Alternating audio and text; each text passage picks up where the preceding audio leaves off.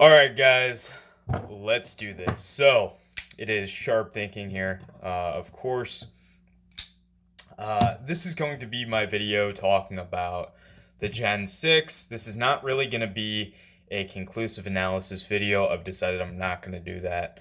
But instead, I'm going to do sort of a comparison because I'm comparing the Gen 6 Hinderer XM-18 3.5 to the Gen 4. Basically the same knife. I do have several of the Gen 6. I only have one Gen 4. I plan on getting more. It just seems like the Gen 6s always pop up for sale, so I grab them. But as it stands right now, I have 4 XM-18s, and I'll show you guys those in a second. But really, I had a huge concern when moving away from the Gen 4. Not moving away, like I don't carry it, but I had concerns when I first purchased this knife. So I guess I'll start with just going over the Gen 4 Hinderer. So this is how Hinderers were made from basically Gen 1. With, a few exceptions. There was a stop pin, or not stop pin, but this pin right here that keeps the blade from, or the edge from making contact with these standoffs used to be right here, just kind of screwed in from one side. It didn't look good. It looked very out of place in my opinion, and that is really the only change that was made since I think Gen 2. I don't really honestly know what Gen 1 looked like, but Gen 2, Gen 3, and Gen 4 all were extremely similar to this. No lock bar insert, no bearing system. It was Teflon and just a titanium lock bar. Very simple design, and that's one of the reasons why I love this knife. There's not a lot to go wrong with it, and it really seems like Rick knew what he was doing with this Gen 4. I've handled, I don't know, maybe 20 to 30 Gen 4s, in recent months. And not like I've owned, but I've handled other people's. And once you give these knives enough time to break in, they are flawless and smooth. This is just running on Teflon. You can see it just kind of glides shut. Love it. I was concerned that they moved away from that in this knife. And so this is the Gen 6. It is a skinny with the TriWay Pivot, black pivot screw. I think I got this one from Eric Be Like on Instagram. So if you're not following him, go follow him. I actually have several. So here is a non-flipper Gen 6 I bought off of Alchemy 1. And then here is, this one's cool, a Bowie Vintage that I got off of a good friend, Travis. He is, I think his Instagram is Knives in Action. So follow him, and then of course Alchemy 1. You guys all follow him already. But yeah, I had a few big concerns with the knife. So first off, the steel lock insert. I've been critical of steel lock inserts in the past, and I don't think it's unjustified. I think a lot of my exposure to steel lock inserts was from ZT and Spyderco. Not the best examples of frame locks in general, but in my experience, a steel lock insert allows, and this is what I noticed with my ZTs and Spydercos, and a little bit on this knife. The steel lock insert, because it isn't titanium, doesn't form that same bond, and because it is a separate piece, so this is literally, I mean, just screwed into the lock bar. It seems like the tolerances, you know, you add pieces, the tolerances are going to be a little bit harder to nail every single time. It seems like this lock can travel quite a bit in use. Now, in cutting cardboard or any typical EDC task, with this knife, it's not going to be a problem. And that has been the case with this as well. You can see where it's locking up. I can push this lock quite a bit over, and then next time I unlock it, it's right back where it was before. And then with this as well, as you can see that it moves, and it does get a little pop of stick when you unlock it. It's just kind of the game. This knife, and keep in mind it travels a little bit, but it stops right there, and there's no stick.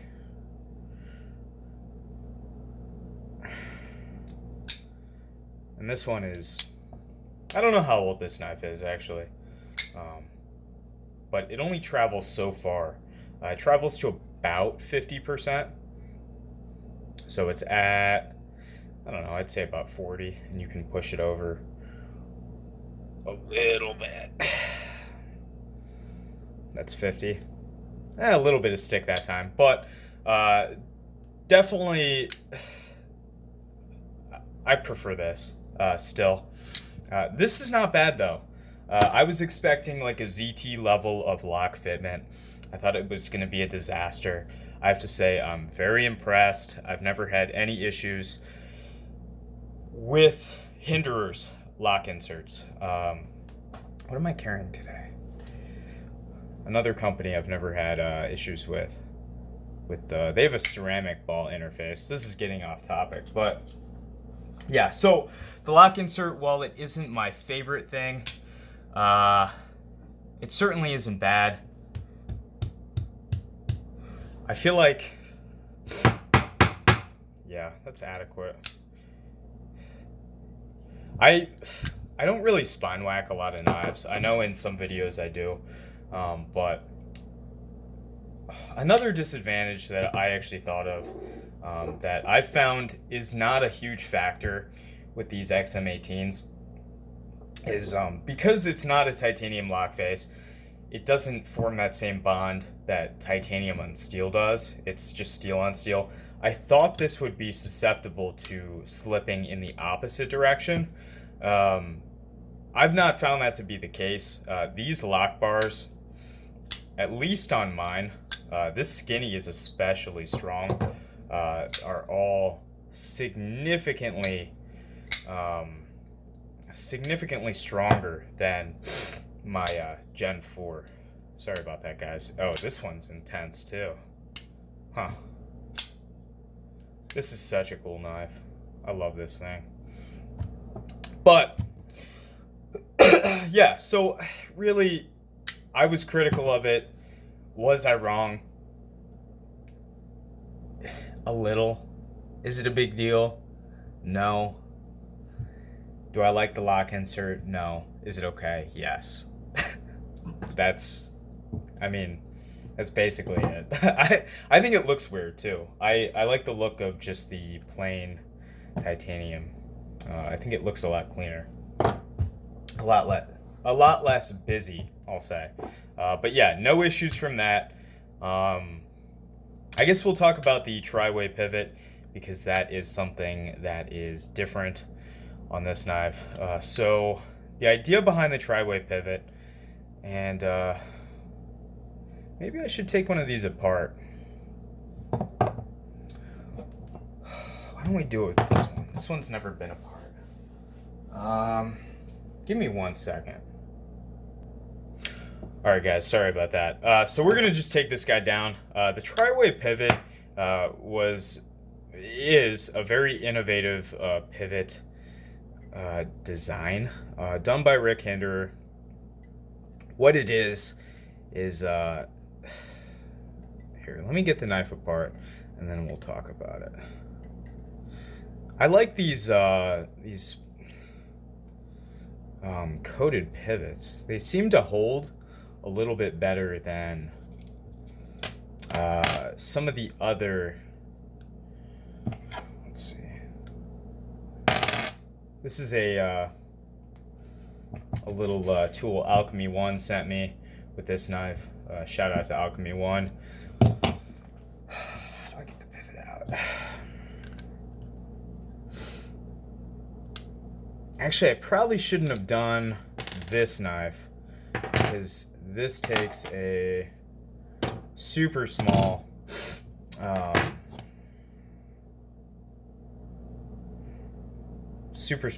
bit. Hold on. Alright guys, sorry about bumping the camera. I found an adequately sized Allen wrench. It is not oof, that one was tight. It's not the tool I wanted to use. I think this is a Husky.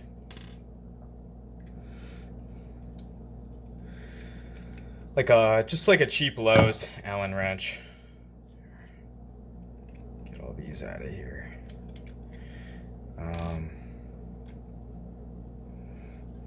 I hate doing disassemblies on camera. I feel like it's such a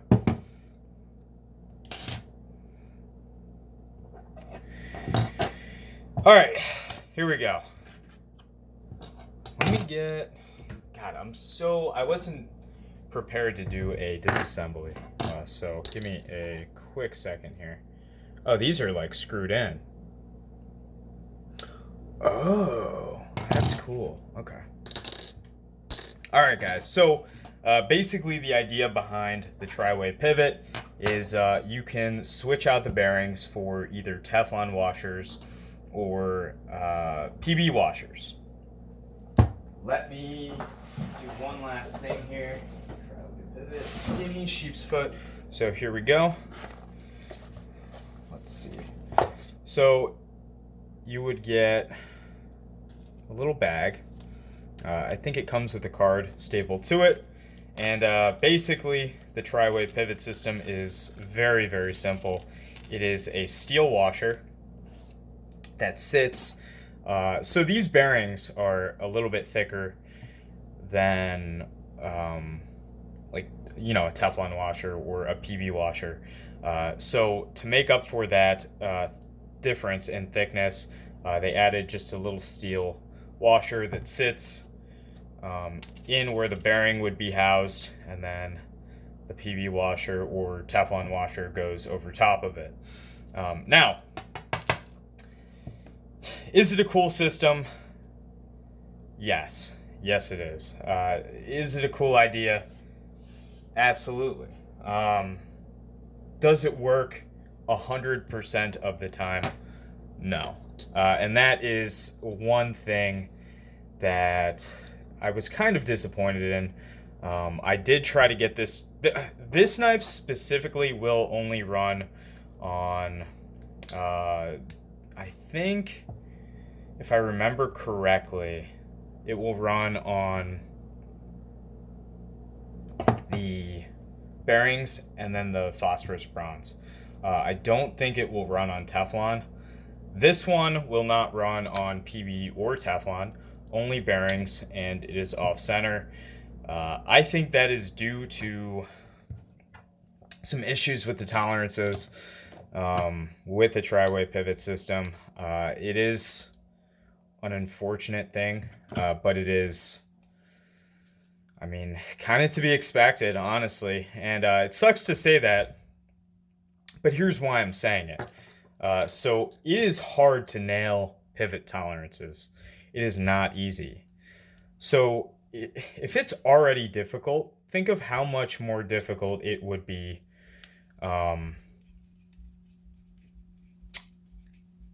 to nail pivot tolerances for 3 different pivots in one knife, and then do that on a production level. It's not an easy task, for sure. Now,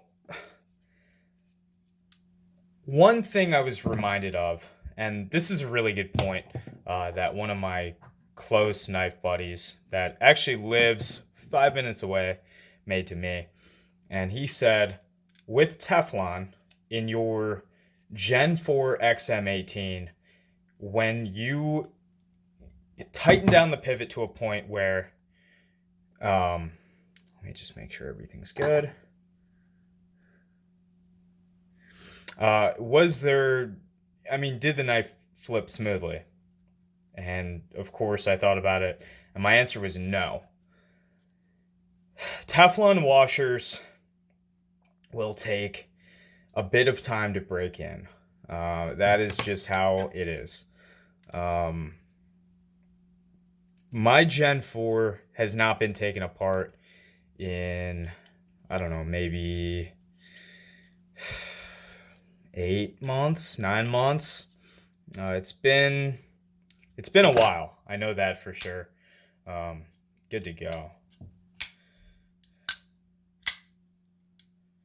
So you can see, this one centers up perfectly with bearings. This one runs all three well. The Teflon and the PB are a little stiff. I just kept the bearings in because I don't carry this one that much.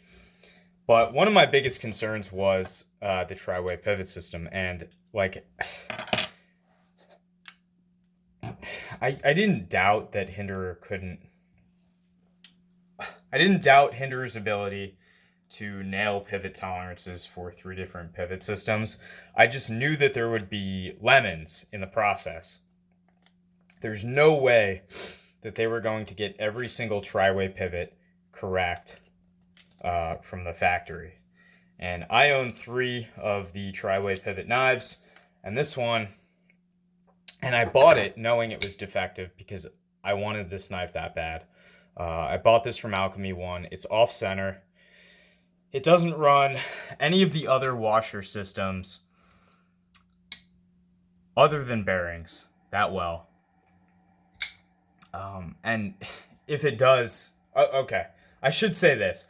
It can run them, but it will have side-to-side play with any of the other options. This is running on bearings. The pivot is fully tightened down, and it is flawlessly smooth. I think it's fine. I think it's something that's worth talking about, and that's why I am talking about it. But for the most part, that doesn't really bother me. I have not had any issues with these bearings. I've carried this one a ton. I've had it for, I don't know, maybe about 6 months, 5 months, 4 months now. I carry it all the time. You see it on my Instagram feed and all that. And I love it. And I've never had any issues with Hinderer bearings or Microtech bearings, which, these didn't look like ceramic bearings. I know Microtech uses ceramic, but whatever bearings these are, good stuff. Really good stuff. I like them. I'm not so much of a bearing guy, but when they're done like this, I really can't complain. I say it all the time. Execution is the game. You really can't generalize anything with knives. That's what I've come to learn. And that's where people's perception of Teflon washers went wrong. People thought they were in Tac Force and Smith & Wesson knives. But really, when put into a high-end design, there are incredible washers. I'm actually paying to get Teflon put in my Benchmade Anthem. I'm getting it rebladed by Roman over at Case Knives. I can't stress it enough. Execution is the game. Now, I've been kind of critical the entire video. Let's talk about the good. So there is a lot of good here. In my opinion, Hinderer's 20 CV is awesome. It sharpens up well. I have 3 knives in 20 CV from them. Let's see. Yeah, so I have this guy too.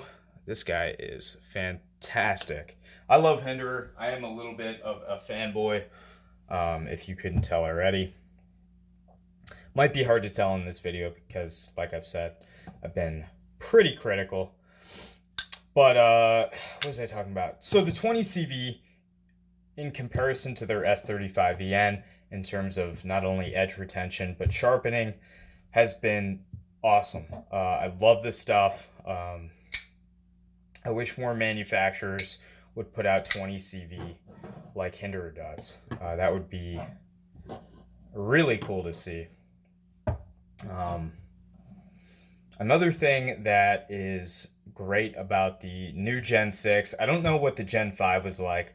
I've never even seen one in real life. But they are ground a little bit thinner. This one is sharpened at approximately 17 degrees per side, and it is a nice little bevel. I'd say this is a little bit thinner than a Spyderco, and then this one is about the same as a Spyderco Military. This one has not gotten a lot of pocket time, and it is basically brand new from Alchemy One. So I haven't had a chance to sharpen it yet because honestly the knife doesn't need it, which is actually pretty impressive because most companies come with burnt edges. You want to sharpen that shit away immediately. This knife has held up fairly well. I mean, there's no... It's a very steep, well, yeah, around here looks pretty steep. But I guess the factory edge doesn't matter. It's been fine. But yeah, I think all in all, I prefer the Gen 4, I have to say, by a little bit, but it's not enough to... Actually, that's such a hard one because these cut so much better. I have to say, if I were to rank it, it would be Gen 6 skinny, Gen 4, and then Gen 6 overall. I'm not including the special 01 steel vintage because it's not readily available. But yeah, these skinnies are absolutely incredible. All the skinny is it is I think a 0.14 stock versus a 0.18 or 0.16. I don't know. You're going to have to look that up. I don't know the exact numbers. But this is just, especially in this blade shape, this blade shape was not available in the Gen 4 configuration. This is the sheep's foot blade, they call it. The finger choil on this is much deeper. It is still a little bit risky. I have still gotten cut from, cutting choked up on this knife. Yeah, I've gotten cut before. Sorry, I just got a text. But yeah, I don't know. I'm kind of losing my train of thought at this point. Yeah, I would definitely recommend the Gen 6. I would recommend any XM-18, to be honest. I think you'd be hard-pressed to find an XM-18 that you don't like. Sorry. Unless, of course, you just don't like the knives. That is really the only way I could see somebody picking one of these up, carrying it, using it, and just, saying it's not for them. If you're very geometry focused, that might be an issue in and of itself. Definitely don't get a Gen 4. This knife is about 35 thousandths behind the edge. This knife, I'd say maybe 20, a little bit over 20, and then this, I don't even know. I have to get calipers to check this. Kenny within the pocket, he is a slicer skinny, and I believe he said his was 16 or 17 thousandths behind the edge, which is very, very thin. Very good to see from Hinderer. I'm just a huge Hinderer fan. I'm trying not to let my bias get in the way of this video. But yeah, I mean, all in all, if I were to break it down, quick video summary. TriWay Pivot, it's going to have issues. It's like nothing's guaranteed to work. I would say the majority of the time, the TriWay Pivot will work. I don't know why I'm holding this knife talking about the TriWay. The TriWay Pivot will work Most of the time. This knife I might send in, probably won't. It's not that big of a deal.